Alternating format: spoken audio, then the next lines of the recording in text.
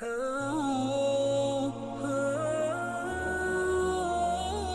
میں موجود ہے. آپ کا جب کوئی مردہ مر جاتا ہے انڈیا پاکستان بنگلہ دیش کے اندر، تو یہ جو آپ جمعراتیں بھجوا رہے ہوتے ہیں مولویوں کو اور شبراتیں منا رہے ہوتے ہیں، تو یہ مسلمانوں کا ہیلوئین ہوتا ہے.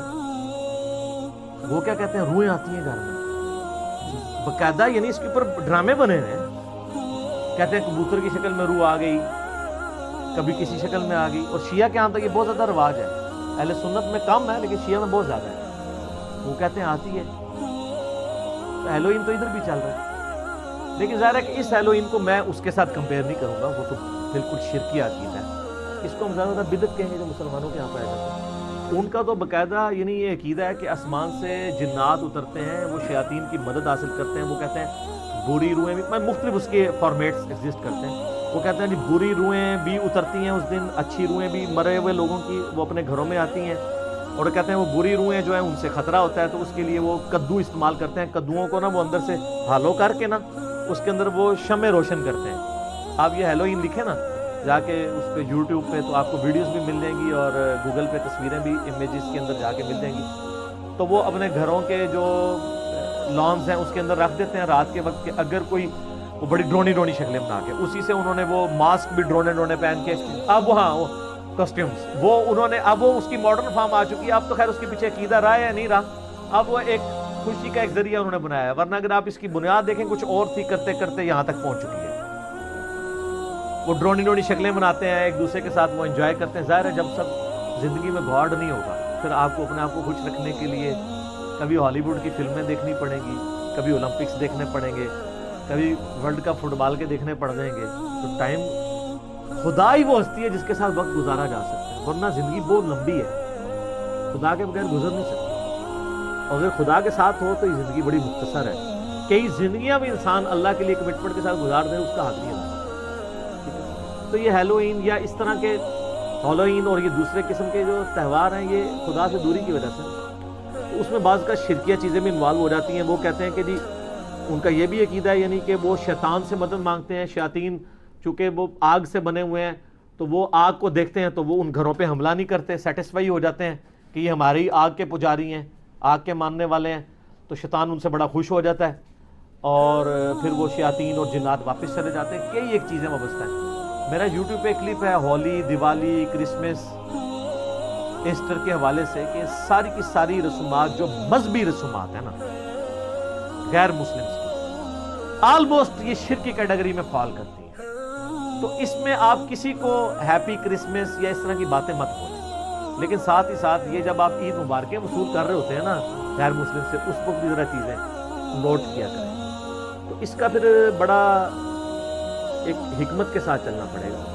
اگر آپ کو تو اس آزمائش سے نہیں گزرنا پڑا. یورپ امریکہ میں ایک ہی دفتر میں ہندو بھی کام کرتے ہیں، کرسچنز بھی، جوز بھی، مسلم بھی. وہاں اگر مسلمانوں کو عید مبارک پہ ہندو لا کے کھانے کھلا رہے ہیں، ان میں ٹافیاں بانٹ رہے ہیں، تو سر ہولی دیوالی پہ پھر ان کو بھی بانٹنی پڑیں گی.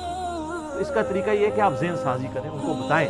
جب آپ کو عید پہ ٹافیاں دے رہے ہو نا، تو آپ ان کو بتائیں یہ ہم عید کی ٹافیاں آپ سے اس طرح نہیں لیں گے، ہم اس کو جائز سمجھتے ہیں، لیکن اس امید پہ نہیں کہ کل کو آپ کی ایکٹیویٹی آئے گی تو ہم بھی یہ ٹافیاں دیں گے. اس لیے کہ اسلام کا ایک بنیادی مزاج ہے وہ توحید کے حوالے سے. شرک is the most sensitive issue in the sight of Allah. ہم کسی بھی شرکیہ ایکٹیویٹی کو سپورٹ نہیں کر سکتے. یہ ہمارے ریلیجن کی بنیاد ہے، ہمارا اور گاڈ کا معاملہ ہے. ان کو یہ بتائیں یہ ہمارا ذاتی نہیں ہے. ہندوؤں کی جو کتابیں ہیں، آریہ سماج کے لوگوں کی ذرا کتابیں آپ پڑھ کے دیکھیں تو آپ کو اسی طرح کی توحید ملے گی جس طرح کی قرآن میں ہے، کہ خدا کا کوئی اسٹیچو نہیں ہے، کوئی امیج نہیں ہے، کوئی تصویر نہیں ہے، وہ اکیلا ہے، وہ ایک ہے. ایون یہ عام ہندوؤں سے بھی پوچھیں، بھگوان وہ کہیں گے ایک ہے. کہ یہ کیا ہے؟ وہ کہتے ہیں یہ ہم نے صرف کنسنٹریشن کے لیے بت رکھے ہوئے، خدا تو ایک ہی ہے. پی کے فلم میں بھی آپ دیکھ لیں نا، اوپر وہ بھگوان کے گرد ساری بات. کوئی بھگوان کہہ دے گا، کوئی اسے گاڈ کہہ دے گا، کوئی اللہ کہہ دے گا، کوئی اسے سپر نیچرل ایجنسی کہہ دے گا، سپریم بینگ کہہ دے گا، سائنٹسٹ. ایک خدا کو تو مانتے ہیں. تو ان کو بتائیں کہ آپ کی کتابوں میں لکھا ہے. جوز اور کرسچنس کو بتائیں کہ اولڈ ٹیسٹمنٹ کو تو جوز کرسچنس دونوں مانتے ہیں، اس میں خدا کے بارے میں کیا کیا کلمات لکھے ہیں کہ اللہ تعالیٰ کہتا ہے میں جیلس گاڈ ہوں، میں اپنے ساتھ شراکت نہیں برداشت کرتا، نہ زمین میں، نہ آسمانوں میں، نہ سمندروں کی گہرائیوں میں، اکیلا ہوں. تو جب وہ اکیلا ہے تو آپ جب اس طرح کی خدا نے بیٹا جنا آپ اس طرح کی چیزیں کرسمس کے اوپر عام کریں گے اور شرکی ایکٹیویٹیز کریں گے تو پھر ہم آپ کو سپورٹ نہیں کر سکتے.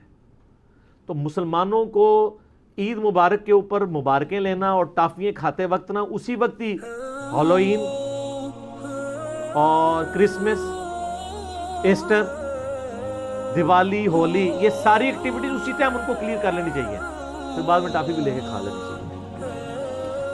تو پھر جب آپ بعد میں ان کو ٹافی نہیں دیں گے نا تو وہ کہیں گے کہ یار یہ اس لیے نہیں دیں گے. اس کے بعد لیکن وہ ٹافی کھانے سے ان سے کہہ لیں کہ اس کے باوجود اگر آپ لے آئے ہیں تو آپ کی خواہش ہے تو ہم بھی کھا لیتے ہیں، لیکن وہ کھانا حلال ہونا چاہیے. یہ نہ ہو کہ خنزیر پکا کے لے آئے تو آپ کہ جی بسم اللہ الرحمن الرحیم پڑھ کے میں خنزیر کھا لوں. خنزیر بسم اللہ کیا پورا قرآن بھی اس پہ پڑھ دیں اور آ بھی رہے گا. ٹھیک ہے، بسم اللہ پڑھنے سے وہ خنزیر حلال نہیں ہو جائے گا. اس کا مطلب ہے کہ جو بدعقیدگیاں ہیں، برے اعمال ہیں، وہ بسم اللہ دروشی پڑھنے سے پاک نہیں ہوتا، برائی برائی رہے گی. ورنہ قرآن پڑھنے سے خنزیر کا گوشت تو پاک ہو جاتا نہیں ہوتا.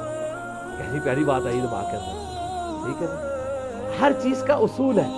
وہ غامدی صاحب ایک دفعہ ٹی وی پہ بیٹھے ہوئے تھے نا، 3-4 سال پہلے کی بات ہے کہ وہ تقی عثمانی صاحب دیوبند کے مفتی اعظم، انہوں نے کہا جی ہمارے ایک جاننے والے بزرگ ہیں، ان کے آگے سے جاننے والے بزرگ ہیں، انہوں نے خواب میں نبی اسلام کو دیکھا ہے، یہ چین ہے فلاں فلاں فلاں.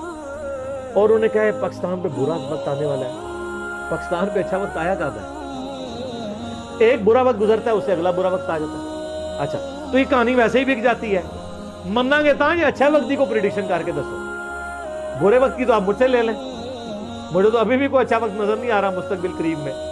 ٹھیک ہے، لیکن پھر بھی 5 سال گورنمنٹ کو پورے کرنے چاہیے. میں ہٹانے کے حق میں نہیں ہوں. 5 دفعہ اسمبلی اپنی مدت پوری کریں، انشاءاللہ پھر وقت اچھا آئے گا. تو وہ اس میں لکھا ہوا ہے کہ جی وہ نبی الاسلام نے خواب میں کہا کہ 70,000 دفعہ والشمس وضحاہا امت پڑھے تو مصیبت ٹل جائے گی. تو وہ غامدی صاحب سے کسی نے نا ٹی وی ٹاک شو میں سوال کیا کہ اس طرح مفتی صاحب، تو غامدی صاحب کو آپ کو پتہ اسٹائل ہے ان کا، میں مفتی صاحب کی بڑی عزت کرتا ہوں. جس کے بارے میں وہ یہ جملہ بول دیں نا میں اس کی بڑی عزت کرتا ہوں، اس کے بعد اس کی شامت آ جاتی ہے. انہوں نے کہا لیکن معذرت کے ساتھ اللہ تعالیٰ نے قوموں کے عروج اور زوال کی جو ریزنز ہیں وہ قرآن میں بیان کر دی. جب تک ان ریزنز کو ایڈریس نہیں کیا جائے گا نا وہ آفات ٹل نہیں سکتی. پھر انہوں نے سورۃ الانفال سے پڑھی آیت کہ اللہ تعالیٰ اس قوم کی حالت نہیں بدلتا جو اپنی حالت خود نہ بدلے. تو انہوں نے کہا جب تک ہم نے اپنی حالت خود نہ بدلی، یہ 70,000 دفعہ کیا 70 کروڑ دفعہ بھی آپ قرآن پاک پڑھ کے ختم دلواتے رہے، آیت کریمہ پڑھتے رہے، ریزن اپنی جگہ پہ رہے گی نا تو معاملہ اسی طرح غلط رہے گا. سر صحیح مسلم میں حدیث ہے اللہ تعالیٰ اس قرآن کی وجہ سے قوموں کو عروج دے گا، اس قرآن کی وجہ سے زوال. ہمارے لوگوں نے سمجھا شاید ختم ہے قرآن کی وجہ سے، قرآن پہ عمل کرنے کی وجہ سے. ڈاکٹر اقبال نے اسی کو شعر میں ٹرانسفر کیا نا جواب شکوہ میں، وہ معزز تھے زمانے میں مسلمان ہو کر اور تم خار ہوئے تارک قرآن ہو کر. یہ اسی مسلم کی حدیث کی ٹرانسلیشن ہے. تو سر اس طرح مصیبتیں نہیں ٹلتی ہیں، اس طرح کبھی پرابلم حل نہیں ہوتے ہیں. نہ جنات کے ذریعے مسئلے حل ہوتے ہیں پرائم منسٹر صاحب سے معذرت کے ساتھ، نہ دم درو سے مسئلے حل ہوتے ہیں. سر یہ کبھی کسی بندے کا سر پھٹ جائے تو کوئی دنیا کا دم جو ہے وہ اس کا زخم صحیح کر سکتا ہے یا ٹانکے ہی لگانا پڑتا ہے؟ جس بندے کی ہڈی ٹوٹ جائے دنیا کا کوئی دم، کوئی پھوک اس کی ہڈی جوڑ سکتی ہے یا اس کے اوپر پلستر ہی کرنا پڑے گا؟ یہ سب کو ماشاءاللہ کلیئر ہے. اور باقی معاملات کے اندر آپ ان چکروں میں پڑ جاتے ہیں. ان ریزنز کو تلاش کریں، ان ایشوز کو ریزالو کریں، ان معاملات کو ایڈریس کریں جس کی وجہ سے آپ کا یہ مسئلے خراب ہو رہے ہیں. تو جب تک آپ اپنی حالت نہیں بدلیں گے تو اللہ تعالیٰ نے آپ کی حالت نہیں بدلنی. اللہ کو کیا پرواہ ہے سر؟ بخاری میں حدیث ہے قرب قیامت میں کالا حبشی پتلی ٹانگوں والا کعبے کی اینٹ سے اینٹ بجا دے گا. وہ ایک دفعہ ابراہ کے لشکر کو اللہ نے کیا ہے، اس کے بعد یزید کے دور میں بھی خانہ کعبے کے اوپر چڑھائی ہوئی ہے، اللہ نے کچھ نہیں کیا. دنیا بقدر ایفرٹ ہے. تو ایشوز کی بنیاد میں جانا چاہیے اور یہ کہنا نہیں فلاں بزرگ کو خواب ہے یہ کر لو تو یہ ہو جائے گا. سر یہ کرنے سے کچھ بھی نہیں ہوتا. جو اس کی ریزن ہے نا، آپ کی بزرگ کی اگر گاڑی پنکچر ہو جائے تو اسے کسی دربار پہ لے کے جائیں گے یا کسی پنکچر لگانے والے کے پاس؟ یہ ایک نیچرل پروسیس ہے. اس سے بھی بڑھ کے آپ بیمار ہوتے ہیں تو آپ کے گھر والے آپ کو اٹھا کے مزاروں پہ بزرگوں کے پاس لے جاتے ہیں، اور بزرگ جب بیمار ہو جاتے ہیں ان کو اٹھا کے آغان لے جاتے ہیں، شفا انٹرنیشنل لے جاتے ہیں. وہ افورڈ کر سکتے ہیں. ان کو کیوں نہیں کسی مزار پہ لے کے جاتے کہ روحانی آپریشن ہو جائے ان کا؟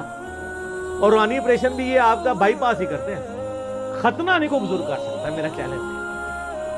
ختنہ نظر آ جائے گا. میں نے بتایا نا فیصل آباد میں ایک بھائی تھا, وہ ایک بزرگ بڑا روحانی آپریشن کا وہ دعویٰ کیا کرتے تھے, وہ اٹھا کے بچہ اپنا لے گیا, ان کا تو بائی پاس کرتا ہے, وہ تو بہت بڑا یہ نہیں آپریشن ہے. بائی پاس میں تو یہاں گرائنڈر چل کے پسلیوں کو 2 ٹکڑے کر کے پسلیاں یوں کر کے دل باہر نکال کے مشین پہ چڑھایا جاتا ہے, پھر بائی پاس کیا جاتا ہے. جو اتنا مشکل روحانی آپریشن کر لیتا ہے, تو ختنہ تو پھر کچھ بھی نہیں ہے, تو ایک بلیڈ ہی مارنا ہے. انہوں نے کہا ختنہ کرنا ہے, خطرہ نہیں ہوتا, کیوں میری روزی تو مگر پہ گیا.